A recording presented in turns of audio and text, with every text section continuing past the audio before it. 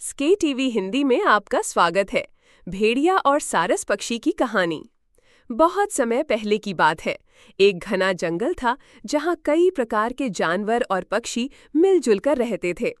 उसी जंगल में एक चालाक और क्रूर भेड़िया रहता था।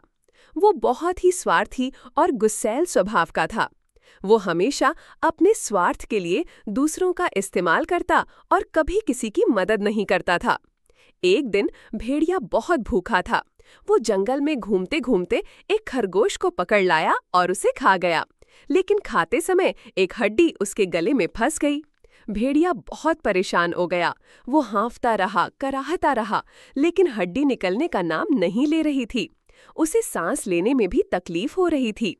भेड़िया इधर उधर भागा और मदद मांगने लगा, लेकिन कोई जानवर उसकी मदद करने को तैयार नहीं हुआ, क्योंकि वो सबका दुश्मन बन चुका था। तभी उसे एक सारस पक्षी दिखाई दिया जिसकी चोंच लंबी और पतली थी।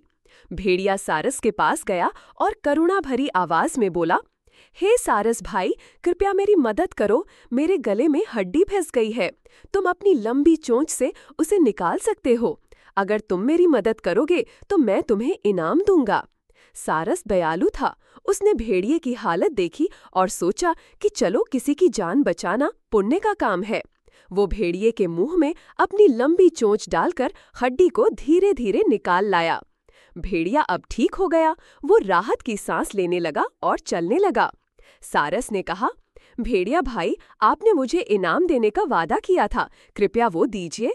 भेड़िया घुर्राया और बोला, क्या तुम्हारा सिर सुरक्षित मेरे मुंह के अंदर जाकर बाहर आ जाना ही तुम्हारे लिए सबसे बड़ा इनाम नहीं है?